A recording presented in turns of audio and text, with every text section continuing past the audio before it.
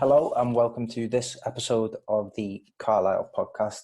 Now, originally, this podcast was meant to be, as any other podcast, recorded at UCFB Study Hub in central Manchester using the recording studios there.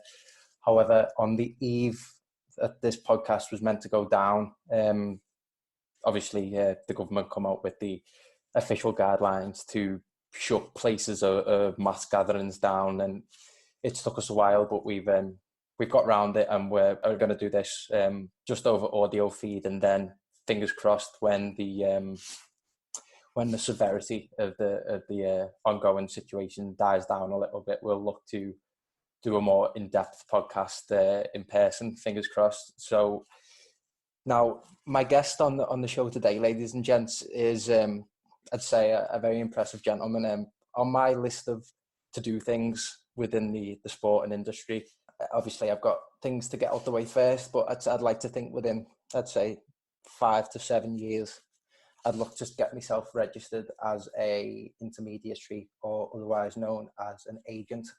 This gentleman seemed to be well on the right track with what he's doing. So Reece, would you just like to introduce yourself and tell people who you are and what you do?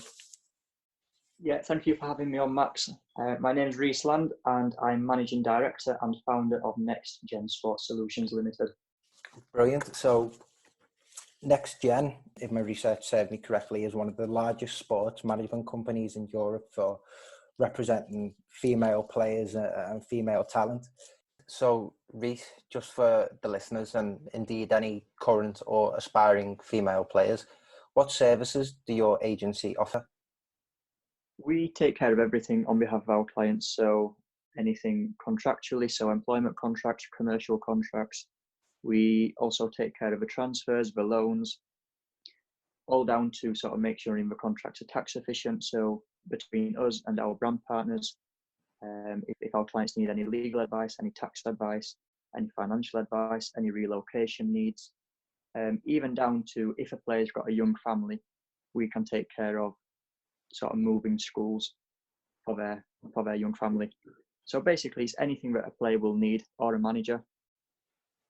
Our job's just to make their life as easy as possible, so they can just concentrate on playing. Fantastic. Now, obviously, we are in the middle of the coronavirus pandemic, and first and foremost, to get the coronavirus discussion out the way, as it were, how does that impact your day-to-day business as an agent, and how's that impacted your operations as a business? It's quite strange for us, to be honest, at the moment, Max, because sort of March, April, May time is when it should be sort of 26 hours a day, so to speak, where it's sort of back-to-back phone calls with players and managers and clubs looking for next season's recruitment. At the moment, we just sort of getting the same questions from players, which is, what's happening? Is there going to be a summer transfer window? What's happening with my contract? Is it going to get extended? So it's quite strange for us because it's not usually what we're used to at this time of year. So it's quite new for us, and we're sort of taking each day as it comes. But I think the football industry it's in the same boat as a country in general, where I think it's being rocked by something that's just absolutely crazy when you put it into perspective. The fact that a virus has come in and it's taken over the world. And I think every business is suffering, especially on an operational level. Yeah, most definitely. And I've got to be honest, I think people of our generation have never really lived through anything like this. And certainly from a sporting perspective, given the lay of the calendar, I think you've got to go back to World War II for a time that, things have been put on hold to such a degree. Now, just to sort of go back to yourself and who you are and what you do, where's this the motivation of becoming an agent? Where's that come from? And where's the idea of Next Gen spawned from, if you will? So the idea originally weren't for me to become an agent. So I was playing football. I'd worked with sort of 2, 3, 4 different agents up until sort of 3 years ago. So I knew what an agent did well. I knew what an agent maybe didn't do so well. So what I had an idea to do, instead of paying an external agent, someone who I didn't really know, someone who I'd only maybe known for 3, 6, 9 months, the idea was to create my own sports management company. So I looked at how much I was paying my agent. So then decided, right, instead of paying an external agent this amount of money, I can create my own company, employ an agent full time, and then my company would represent me. So I think if you look at sort of boxing, for an example, where you look at David Hay, his promotional company would represent him. So what I wanted to do, sort of bring that over to football a little bit, where my sports management company would employ an agent. We'd only have one client, which would be myself. So I'd sort of have the player's interest and the agent's interest as well. But at the end of the day, I had full control of my own career, which for me was the main driving force, not only sort of for on a financial level, instead of paying someone who I didn't really know, but I needed full control of my career. So what we did is we set up a company, me and my business partner at the time. We then brought an agent in from another sports management company who I knew quite well, who is actually still with me to this day. And I left my agent and we took everything through Next Gen Sports. So my company represented me. I don't know if that's been done before in football. It might have done, but I've not really heard of many cases like that. But that was a motivation before sort of setting Next Gen Sports up. I then suffered quite a nasty injury where I tore my meniscus, which put me out of action for about 14 months. And the club that I was at the time basically said, there's a clause in your contract that if you're injured for, don't quote me on this, I think it was more than 4 months at the time, we can rightfully terminate your contract. I had no private medical insurance, so I then had to go through the NHS. So that delayed things by maybe an extra 8 months from what it should have done. Essentially had an agent to pay, no income from a football contract, no income from other players because we only had one client, which was myself. Then decided whilst I was sort of going through the rehab, one of my friends played for Chelsea. So we'd gone down to watch Chelsea versus Arsenal. I think it was at Cobham at the Chelsea training ground, either under 19s or under 21s. I forgot what it were at the time. And I'd sort of been put in this room where all the players' families were, the agents, and next thing I know is Arsene Wenger stood watching the match. So I sort of said to my friend as he's sort of finished the match, he's been and got a shower. I sort of said to him, "Oh, I need to get a photo with Arsene Wenger. I'll go and ask him, can you just hold my phone and take a photo?" Anyway, I've ended up speaking to Arsene Wenger, and he told me the next big thing in football would be women's football. And this were sort of 2.5 years ago, 3 years ago. Driving back up, I'm based in Leeds or near Leeds. Driving back up, I phoned the agent that worked for me at the time and said, just spoke to Arsene Wenger, we're going into women's football. We then spent the next 6 months absolutely studying women's football. We then set up a company. We marketed Next Gen Sports as a female sports management company. So we then made the decision not to sign no male players. Within that 6 months before we signed our first player, we must have had 60, 70 female footballers just sending their CVs, sending their highlight videos. 6 months later, we decided to sign our first player. So it weren't something where we sort of rushed into it, but that's how we formed Next Gen Sports into a female sports management company. It weren't something that we set out to do originally. And I think if I didn't meet Arsene Wenger that day, I don't know if I'd have been working in women's football. I certainly wouldn't have recognised the potential 3 years ago. But I think me being there on that day, speaking to him, we sort of went into women's football before it became mainstream as it is now. So we probably went in at the perfect time. And just over 2 years later, we now represent just over 80 footballers all across Europe, including managers, directors, coaches, and obviously players as well. So it's been quite a quick rise, but I think if I wouldn't have been at the Chelsea training ground that day, we probably wouldn't be where we are today.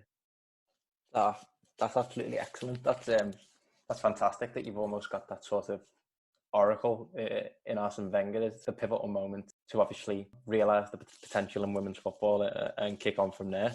As I say, I think it's absolutely fantastic what you managed to do in such a short space of time. And now I was at TEDx Manchester, I think it was in late February, and one of the speakers was current women's Commonwealth champion boxer Stacey Copeland. She absolutely knocked their talk out of the park, and she detailed her experiences within sport growing up as a young girl in Manchester. Now, two major interests, as it were at the time, were boxing and football, and she detailed some of the very harsh treatment and very stubborn attitudes that she was subject to during that time, and also said that at one point she had to cut her hair to be involved with the lads football team because there were no girls football teams about. I do know that she said that she went on to represent England girls in a career and then turned more towards the boxing side of things, and she's obviously gone on to achieve fantastic things in the boxing world. Now, that commercial growth, as it were, you in terms of the infrastructure, you can't have the internal grow obviously without the commercial potential being realised, as it were. Now, as we were discussing before we started the call, there's still a huge room for growth for women's football, and you know, I'm sure it'll be a joy to watch that sort of explode over time. A good indicator of a commercial side of things developing, particularly from my area. I'm not going to be as pompous as to say expertise, but my area of study obviously is more media and broadcast media orientated. Now, I know that there's just been, for the first time, the WSL have decided to sell their TV rights for the 2021-22 season and beyond, to the great article in the Telegraph by Katie Wyatt that covers all the bases. And I believe that the WSL are ongoing in a consultancy process with different media bodies and women's sports groups. Now, for me, when the television and when broadcast companies take interest in a sector, that's a huge indicator that there's obviously a great public demand and great room for growth. How would you describe that in your time involved in women's football? How would you describe the commercial growth that you've observed? The commercial growth is something that I think is personally letting women's football down. I think the commercial growth is extremely slow, and I think there's a reluctance of commercial brands that are seriously interested in sponsoring women's football. I think when you look at the financial statements of the football clubs, not many football clubs are running at a profit. And you know what? I think that goes for a lot of the men's clubs as well. So I think the big brands are looking at women's football and thinking, right, okay, every match there's 600 fans. How much exposure are we getting from that? Women's football is not like men's football, so it might be on BT Sport once every 3 weeks, once every 2 weeks, 3 weeks. So again, you're not getting that exposure where in men's football, you've got Monday night football, you've got it on a Wednesday, Thursday, Friday, Saturday and Sunday. So I think there's a reluctance in terms of a return of investment from the commercial brands entering women's football. In terms of selling the TV rights, I don't know if that's the right move yet for women's football. I think on paper it looks good, but I think at the moment what they need to do is they need to build a sustainable fan base. I think the easiest way to do that is put it on terrestrial TV, put it on the BBC, make sure it's free of charge. I think when you put it on BT Sports or Sky Sports, you're then diluting how many people are going to watch it. Also as well, let's just say BT or Sky Sports win the tender. When are they going to put this on? So women's football's on a Sunday. It's always on a Sunday. It's very, very rare you will find a women's football match on a Saturday. Mm-hmm. In men's football, it's Super Sunday. So you've got a match at 12:30, a match at 4, and then another match somewhere. when are they going to squeeze women's football in? So let's just say they put women's football on at 4 o'clock on a Sunday or 3 o'clock. I was at a match about 4 weeks ago before all this coronavirus started, and it was a day that Man City and Man United played in the derby. The fourth official put the added time up at the end of the second half of 3 minutes, and everyone started booing. I didn't know what had happened. So I'd said to someone, why is everyone booing? And he said, oh, they want to get home and watch the Manchester derby.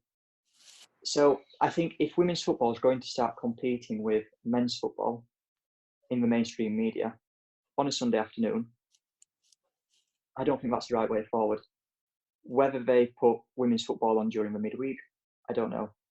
But I think selling the TV rights isn't as good as what it might look on paper. I can see why they're wanting to do it, especially from the additional revenue that it's going to bring in. But I don't think women's football at the moment is built on sand economically. I think what we need to do first is make it sustainable. By making it sustainable, it needs to be on free TV. We need to get people engaged and get people interested. And then we need to convert them viewers into fans that attend the matches on a Sunday. And then we can start looking at selling the TV rights. Okay, interesting. That's certainly an interesting perspective. I got up the viewing figures from the 2019 World Cup, which was obviously aired on terrestrial television on the BBC. FIFA's announcement was that 1.12 billion viewers tuned into the broadcast over the summer. The final match between the US and the Netherlands drew a live audience of just over 82 million. So, yeah, I agree with you 100% in what you're saying, in that the growth is obviously slow. Now, at the moment, obviously, I've just finished my dissertation. One of the concluding thoughts and areas for discussion in my final chapter was that there's a seeming impending jump from men's football from, say, broadcasters to a streaming service. Obviously, that's the way things seem to be going. I know that women's football was, I think it was free on the FA Player, if I'm not wrong. Yeah, that's right. Yeah. So it's good to see that the bases are getting touched in that sense, as it were. It's sort of, there's the product placement. I agree with what you're saying. I don't think it's definitely not a smart move to compete, as it were, with men's football, because going toe to toe at the present moment, there is only one winner. There's still a long way to go. But just sort of going back to that 2019 Women's World Cup, now obviously with it being a global tournament, sort of attracts many eyes, whether it's women's football, men's football. Now, during that summer, I was working with the City Football Group, with the summer schools, and obviously we had talented boys and girls from all around the world, from different academies, coming to take part in the summer schools. Now, the camps literally went on hold while the games were taking place, because both, as I say, the boys and the girls wanted to watch and wanted to check it out and see what was going on. And for example, I'm from Liverpool, and when you went for a walk around the city centre, there was big murals of, I know there was one on Bold Street, Tony Duggan, who now plays at Atletico Madrid. Is she still at Atletico Madrid? Yes, I think she is. Yeah, I think she is. So, as you say, there is the sort of, when there's those sort of global eyes on the event, as it were, it would be nice to sort of build off the back of that and then lead into, as you say, sustainability. But what were your main takeaways from the 2019 Women's World Cup? The World Cup, I mean, the numbers that you've just read out are unbelievable numbers, and it shows that there is a certain level of interest there. But when you look at where it's filtering down to, I've been at matches this season and there's been 30 people in the stadium. So if there's 9 billion people watching, let's just say 1 billion is in the UK. Why are they not going to the matches on a Sunday? Is it because they're not interested? Is it because they didn't like the product? Is it because they would rather watch men's football? There's a reason why we're not converting these numbers into the people that are going through the gate every Sunday. Just while we're staying on the TV rights, I can give you 2 examples here of sort of why it's not particularly good to sell the TV rights. So the Bundesliga tried to do one main broadcaster, didn't work. So they've opted a no single buyer route, which I think is perfect, because you're sort of hitting every single mainstream media, because there's people that haven't got BT but they've got Sky Sports and vice versa. In Italy, they've had to lower the tax bracket. They've still got the TV rights, so they've got the income and the revenue from the TV, from the media companies, but they've had to lower the tax bracket because the money that they were getting from the mainstream media, they then couldn't convert it into paying the players more money. But they still couldn't attract the best players over to Italy. So they then had to lower the tax bracket. So what a lot of people tell me is, if you sell the TV rights, it's going to make it more sustainable for the players. They're going to get more money. There's going to be more investment. But look at what's happening in Italy. They still can't attract the best players. So we've had to lower the tax bracket. So it might look good that there's more revenue going towards the clubs, but logistically, it doesn't always work. It can work if it's done right, but I don't know how much the governing bodies physically want to put the time and effort into women's football to make sure that it's worked properly.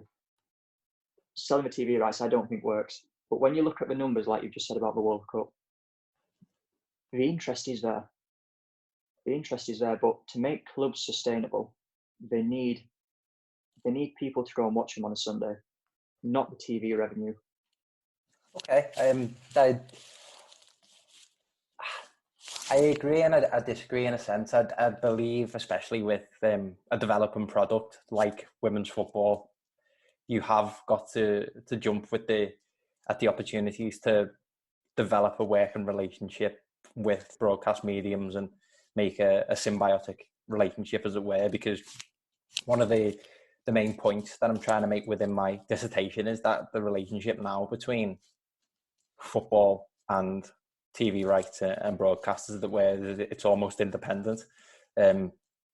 Daniel G, as I know from the facts that you just come out with, is he's an absolute wizard with some of the knowledge that he's got, and he said, like, basically it's the main reason for revenue growth within the football sector as a whole.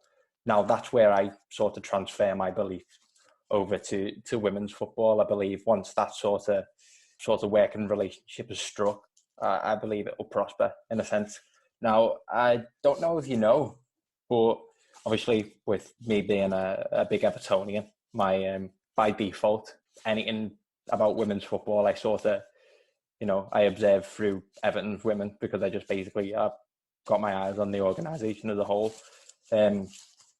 Everton's women have basically undergone a sort of infrastructure revolution, as it were. They've had a huge surge of investment coming from new investors, and they've recently moved home to Walton Hall Park, which is a place where I used to actually go and play football. And it's a decent facility for a women's football team to have their own facilities. I think that is a step. Now, I don't know if other women's teams have their own grounds, because I know prior to playing at Walton Hall Park, Everton women used to go and play at Southport FC. So there's that sort of, and Prenton Park, I think that's where Liverpool women play. So there's that sort of relationship with lower league clubs.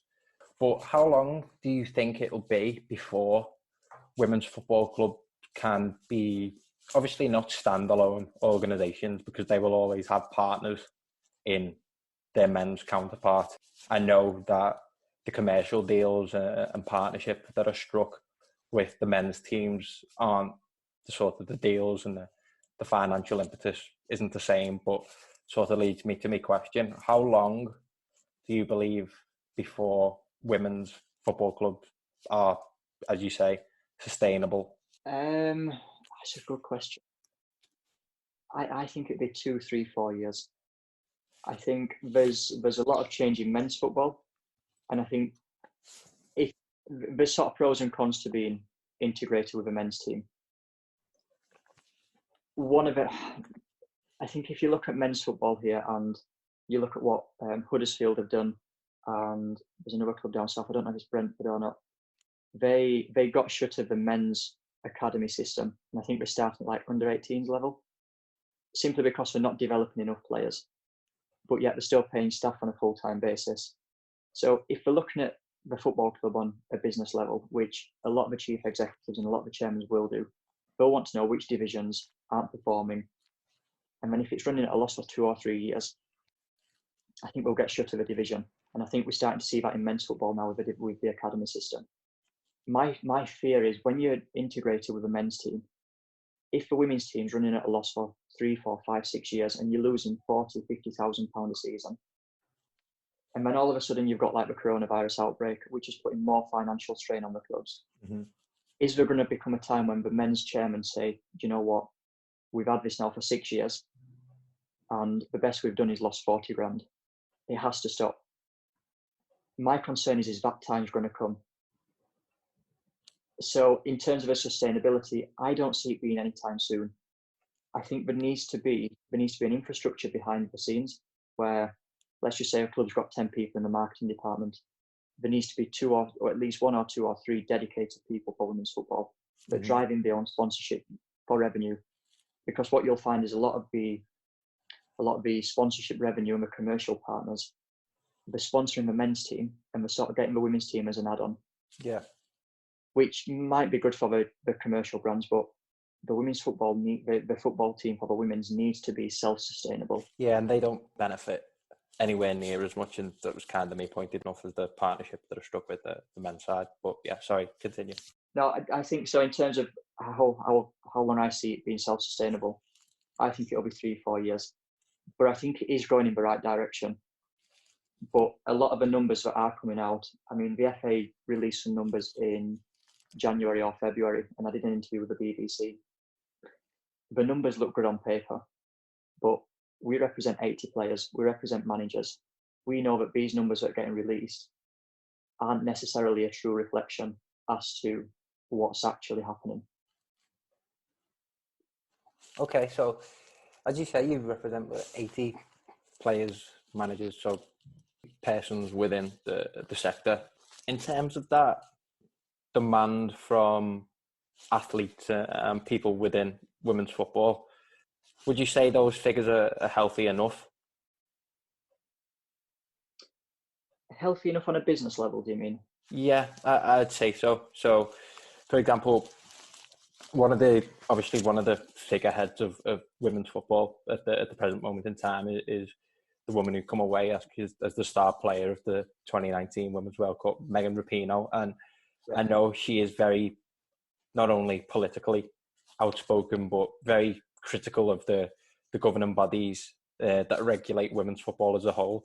Now, she's an advocate for equal pay, and she was very critical of the National Women's Soccer League's comments during the outbreak of the coronavirus. Now, obviously, there's, as I know from my experience working with the City Football Group, there are plenty of women and young girls that aspire to be the next Megan Rapinoe, as it were, and to grab the sector by the scruff of the neck and make a name for themselves. So, in a sense, so do you believe that there's enough people wanting to be involved in women's football? Oh, absolutely. I think when you look at the RTCs, which is essentially the equivalent to a men's academy, the numbers are there. Like, they've got 30, 40, 50 people at 10 years old turning up. And I think people like Megan Rapinoe are fantastic for stuff like that. When you look at Megan Rapinoe, though, you take her away from football and she's a brand. She's similar to like a Conor McGregor type person, which again is fantastic for women's football, because when you think of, if I said name me 2 American women's football players, you're probably going to name Alex Morgan and Megan Rapinoe. And it's because away from football, they are a brand. I don't think, when you look at women's football as a whole, I don't think there's many people like that. Where in men's football, you have got brands within brands. So, for example, you've got obviously like your Ronaldos, you've got Messi's. But even lower down as well, you've got brands within brands. So I think people like Megan Rapinoe, they are fantastic and they are crucial to the growth of women's football. But it's who's coming through after them. And I think that's, for example, the work that we do, like in the media and the promotional side for the players. I think this is all crucial because we have to build a player to have their own profile. And the players essentially are their own brand. And Megan Rapinoe and Conor McGregor, the prime examples of that. But in terms of the demands from people that are coming through, like the younger generation, absolutely. And the RTCs are they're crucial for this process to continue. But there needs to be a strategic development pathway. And you look at how many players are coming through 16, 17, 18 years old and breaking into the WSL squads. It's not that many. And so it is falling down somewhere, the pathway. And I think men's football sort of went through this 2 or 3 years ago where the younger players weren't getting an opportunity in the Premier League. So what they did, they got shut of, was it the under-18s or the under-21s, and they made the Premier League 2, which sort of bridged that gap between development football and senior football. And what they did, they put the Premier League 2 teams in against League 2 and League 1 teams in the Cup, which got the players ready for senior football. So I think women's football needs to go down a similar sort of strategic development pathway where a 10-year-old can see, right, okay, in 7 years' time, I can be playing here. I think in women's football, you'll see players that move teams every 12 months. I don't know if that's the right thing for female footballers. There needs to be long-term contracts given out. So, for example, if you're in the Man City RTC, your aim needs to be, I need to play for Man City in the first team. I know it's probably the same on men's side, but only 1 in maybe 500 players might achieve that. So there needs to be a restructure, and the pathway needs to be there, and there needs to be a bigger gap, a bigger bridge to bridge the gap between development and the senior squads. Yeah, definitely. Yeah, percent. I agree. Like you say, that there's definitely there's the institutions of women's football. I think Manchester City have certainly developed their image, as it were, and you see, for example, I know a fine example of that, Nikita Paris, who went from Everton to Manchester City, along with a lot of other key figures in women's football. And then I think at the top of that mountain, you've got Lyon, who've obviously accumulated just so many trophies. It's absolutely ridiculous. And from a sporting perspective and sporting performance point of view, you've just got to stand in admiration of what they've managed to achieve with their women's team. Now, I 100% agree with you, mate, in that whilst these teams do deserve kudos for what they've managed to achieve, they shouldn't be standout institutions, as you say. They shouldn't be standalone teams that, as you say, the turnaround of players going from club to club is so high, of a hope that maybe they will get that move to a Manchester City and then go on to a Lyon. Absolutely. And we can see that from our side as well. So we've got players that they might be at a team for 6 months and then they're phoning us saying, what's happening next season? And I think the sort of, it's instilled into a female footballer that every 12 months you will move teams. But that's probably down to the sustainability on the economic side of women's football, where maybe clubs can't afford to give out 2 or 3 year contracts. I think personally, that's the next step to making women's football self-sustainable, because then we can relocate players from London up to the north of England. They can go and get a mortgage, or they don't have to sort of live out of a suitcase for 12 months. They know where they're going to be for 3 years. Because at the moment we've got players, and even this summer, they're reluctant to book holidays in the summer in case I need them to go to a meeting with a football club. And it's that mentality of every 12 months you're going to move football clubs, when necessarily it's probably not the right thing to be doing. Yeah, I mean, I think one of the concluding things to take away from observations of the women's football sector is, unfortunately, development has been slow, and although it's picked up a pace over the last 5 years, ever so slightly, it's still not quite fast enough. Now, obviously, the development of the WSL was a huge upturn. Now, the term from, say, it being a part-time profession to a full-time profession is another milestone. And now, as you say, that sort of living out of a suitcase, looking to move from club to club every 12 months. It's just sort of one of the downsides of where it's at the minute, and fingers crossed that that that leap in sustainability takes place, as you say, in say 2 to 4 years, where players can look at an array of different clubs and hope to have a self-sustaining career there. Absolutely. I mean, we've got players even this season, even more so last season, but still this season, where they're on a professional contract, but they're still having to have a part-time job to subsidise a wage because the fact don't allow them to essentially be classed as a professional footballer, which they are classed as. And I think that's one of the frustrating things from our point of view, where the numbers are coming out from the FA and UEFA and FIFA to show like it's an unbelievable growth of women's football, but the knock-on effect and the reality of it is completely different to the numbers that are getting released. Okay, I mean, fingers crossed it gets there. I have belief that it will, because although, as you say, there are huge gaps that needs to be bridged, as we've discussed, I believe that there's a demand there that, say, in 5 to 10 years' time, we will see these female talents emerging and making a name for themselves within their respective cities, respective communities, and then hopefully going on to represent at a national level, and sort of comes full circle to that.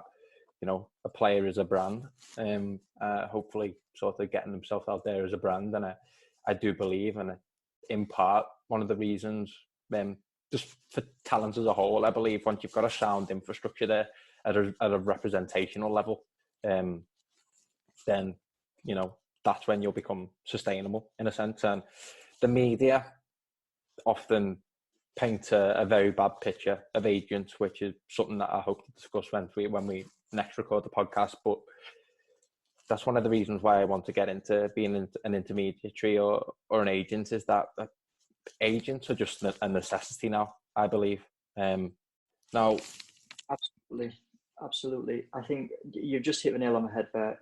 If you ask the general public, and whenever I'm working away, if I go into a restaurant or if I go into a bar, or if anyone asks me what my job is and I say I'm a football agent, you can tell automatically the look that they give me is, you're a gangster, or you're part of the mafia, or you're one of the bad people in football, or you're driving money out of football. We're not.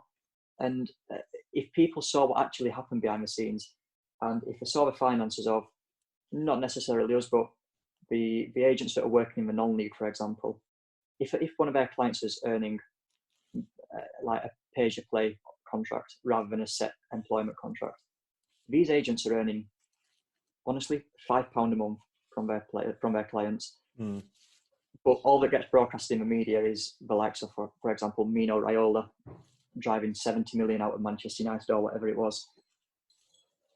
So yeah, the public perception of agents isn't the best.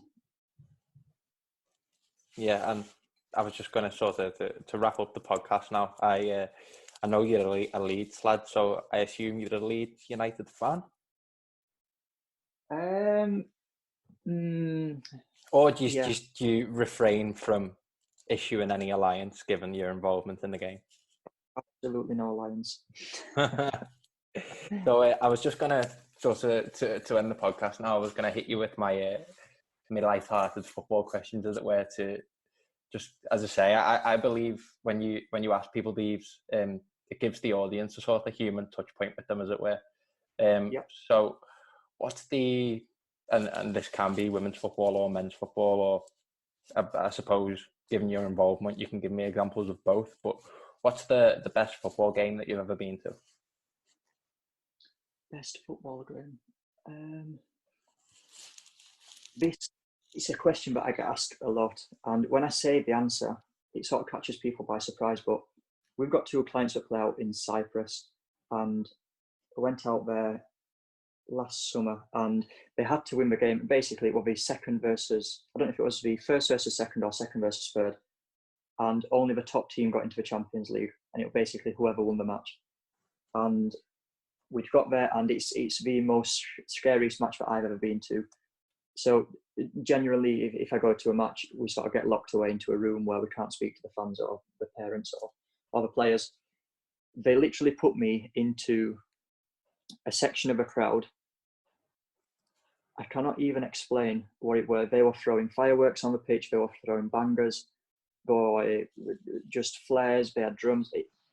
It was like being in the middle of the mafia. That is the only way that I can explain it. To the point where I thought I was going to get stabbed during the match. But the atmosphere was unbelievable. Gotta say, it's probably the best match I've been to, but at the time, probably the worst match I've been to. No, for a women's game, it's good that the ultras come out in full force. The ultras were, they were definitely there. Now, who is the best player that you've ever seen play live? There was a player, I saw him for Barnsley. He played at Celtic. He was called Paddy McCourt. I don't know if you recognise the name or not. Unbelievable. Good talent. Unbelievable. Yeah, unbelievable. It's quite recent as well. I think he's only been retired about 2 years. But just did not jog, did not run. Everything. He just walked around the pitch, similar to Messi. And I've seen Messi play. But I would put Paddy McCourt on a technical level as good as Messi. Interesting. Never had that answer before. I'll be sure to check him out. Check him out. You'll be shocked. I will do. Now, what is the best goal that you've ever seen, and you don't have to have been in the crowd to have seen it live?